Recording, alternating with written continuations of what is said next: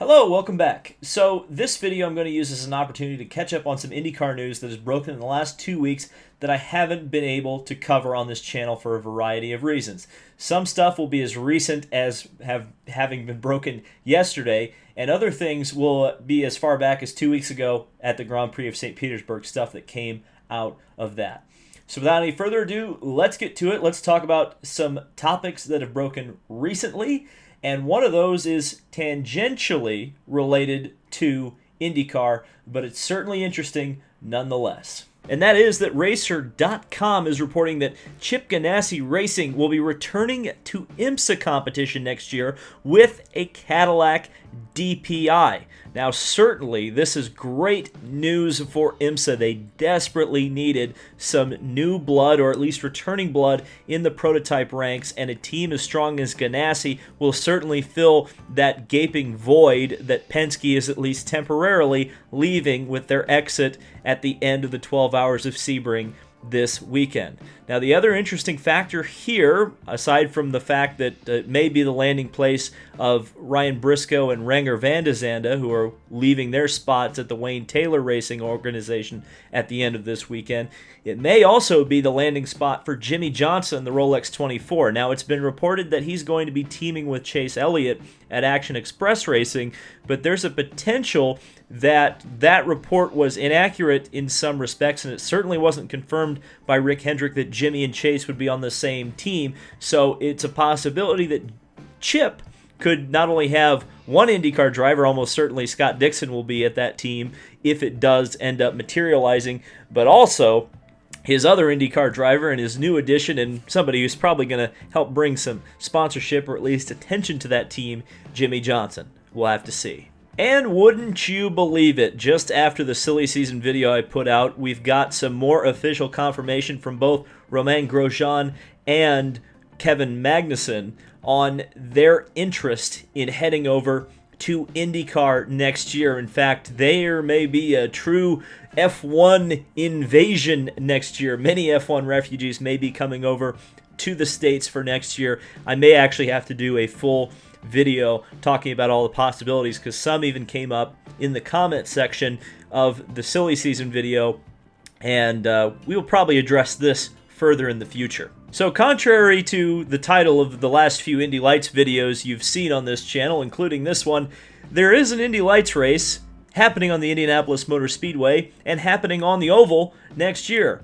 It is called the Indy Autonomous Challenge. Now, it will be a driverless race. It'll essentially be college kids and robotics teams trying to compete with these autonomous Indy Lights cars. And one of the interesting things, and you'll see why I'm talking about this and bringing this up a little bit later in this video, is that Bridgestone has been named the official tire supplier of this particular race, which is very interesting because the typical Indy Lights chassis are shod with Cooper tires. Interesting, interesting, interesting. Speaking of interesting, and this is one that's pretty mysterious, seemed to have come fairly out of left field, though of course they did field an Indy 500 entry this year with the help of the Birds and Dale Coyne, but this shady photo appeared on Reddit yesterday of Ware Racing taking delivery of a Dallara IndyCar chassis, which appears to have all of the correct IR18 bodywork as well as the halo screen. So now the question is, what is Rick Ware's plans for a potential IndyCar run next year? This car is clearly kitted in the road course wings, the road course aerodynamics, which would imply to me that there's some sort of a full season or partial season attachment to whatever program Rick Ware may be working on. Now, of course, the other question is, would this be a Rick Ware Racing only? Would they be associating with another team like Dale Coyne, and would that be an extra entry to the grid, or would they be taking over that second Dale Coyne racing car, which currently is without really a partner? We don't know if Team Go is going to stick around once Alex Palou has left that team and headed over to Chip Ganassi Racing. Could this be an opportunity for James Davison? Could this be a totally different driver? Will they be able to hire a driver? Who knows? But this is certainly one thing we're going to have to keep track of, with Ware Racing potentially expanding in a big way to IndyCar. At least this photo would imply that. And now we have to go back in time a little bit to around the time where St. Petersburg was happening, because Nathan Brown of the IndyStar got a one-on-one interview with Roger Penske, and some very interesting things came out of it. Now, it's going to be linked down in the description below. I urge you to click on it because I'm not going to be reading the entire article here. I think you should be doing that yourself. But as it pertains to Indy Lights, Roger Penske's relationship with the Indy Lights, and what happened to get the Freedom 100 canceled, Penske finally kind of addressed a lot of the things that we had been wondering, and I think it's only fair, since I did make a video lighting him and his organization up for this, that we talk about Roger's actual comments, because, of course, Indianapolis Motor Speedway put out a statement that was fairly vague. This is a lot less vague, and the claws definitely come out. So we're going to break this down into the 3 paragraphs that really Roger kind of expanded on this in Brown's article, and then I will comment on what was said, because, again, it's some pretty strong stuff. And it starts with this. I'm very disappointed with the way Indy Lights has responded here in the last 24 hours, after spending a lot of time with series promoter Dan Anderson and some of the competitors. To see what has come out in reference to not running the Freedom 100 in 21, quite honestly, if I had known what kind of outcome we'd have when they had announced the series would happen, I wouldn't do it. Oh! It's been completely unfair. They've not been able to produce a series. 10, 7, 8 cars in some cases. We've bent over backwards and said, let's have 10 event weekends. We all agreed that we were not going to run Indianapolis. Number 1, we have no idea what kind of flexibility we're going to need at Indianapolis in 21. And number 2, we have no idea who the racers are going to be in that race. We can't have racers that have never run there running at almost 200 miles per hour on that racetrack if we're talking about safety. We talked about those and everybody agreed. I never got more phone calls or more people saying, hey, we got to do it. I see the sponsor, Cooper Tires, is there tweeting this stuff, and it's absolutely Bush League as far as I'm concerned. And I can tell you something. We don't run our organization that way, and I would think we'd get some credit. There's not one team that gave me a call or sent a text or email saying, hey, thanks for going ahead with it and adding Detroit to the schedule. What I don't want to have happen is have 14 cars show up because the people who want to run at Indy that have never run there because they've got a checkbook. That doesn't make any sense at all. And that's just the first quote. There's 2 more paragraphs to talk about here. Okay, so let's just start with a humorous thing, and then I'll actually get into the serious thing. If you don't think Roger Penske reads what happens on Twitter, this article debunks that. I would love to know what Roger Penske's burner account is. I'd love to see what kind of memes he's posting. I'm sure they're very dank. Okay, but seriously, Roger is upset here. And if what he's saying is true, okay, there is something that I can empathize with Roger Penske, and then there's a few things that I will take issue with him saying. If it's true that the teams and Anderson Promotions agreed that they didn't want to run the Freedom 100, or they agreed that they agreed with Roger Penske that the Freedom 100 wasn't necessary to run the series, and then they don't put the Freedom 100 on the schedule because they're not going to run it, and then when it comes public and there's backlash, suddenly they're pointing the finger at Roger Penske. I could totally understand why Roger is this upset. If this is indeed how it went, and again, since this point, which this came out 2 weeks ago, we haven't seen any kind of rebuttal from Anderson Promotions or the Indy Lights. So maybe that tells you something. I don't know. But from that perspective, hearing that from Roger Penske, that's very strong language. And again, to be totally fair to Roger, if that is indeed how it went down, yeah, I mean, he has every right to be pissed. And quite honestly, you know, yes, the Speedway is his baby, but that's certainly a big concession for him to have added Detroit to the schedule, because Detroit is an event that Roger Penske has total control over, and really he's not obligated, if he doesn't want to add series to Detroit. So, yeah, I mean, I totally get that.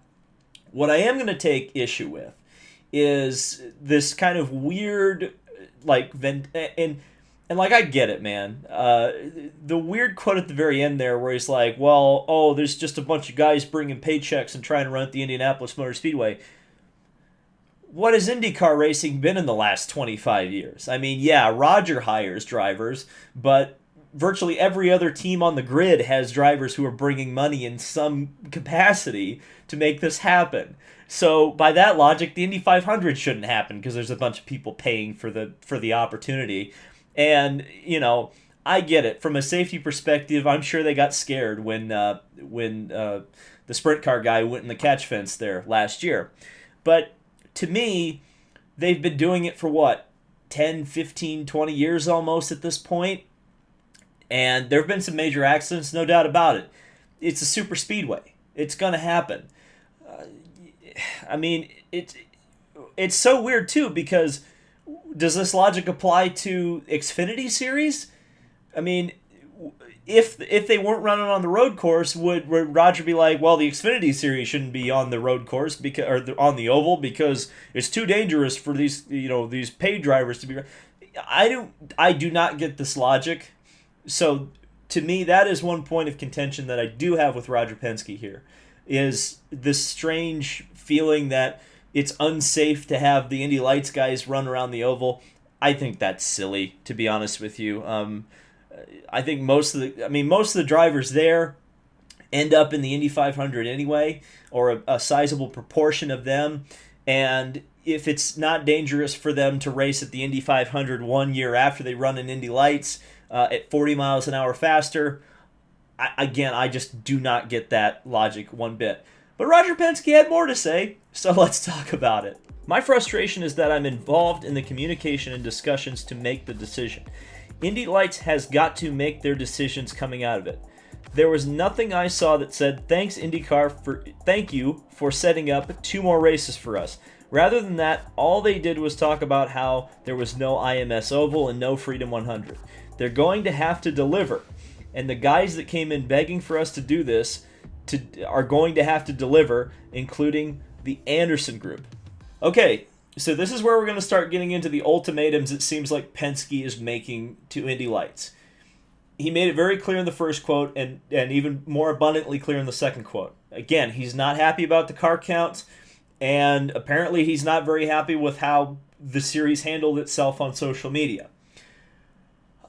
Now, that being said, it sounds like a very adversarial relationship going on right now between Indy Lights and the Penske Corporation. And what does Roger Penske mean by deliver? Now, he's talking a lot about car counts. If car counts are what he's talking about, I don't see where Indy Lights is able to just generate over 14 cars, because it sounds like that's the minimum Roger Penske's looking at that he would find acceptable based on the quotes that he's given here.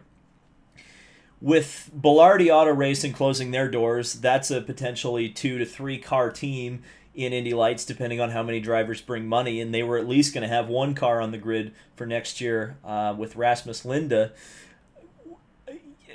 Again, the pathway to having a big grid is narrowing. So if there is a small grid again, what does Roger Penske do?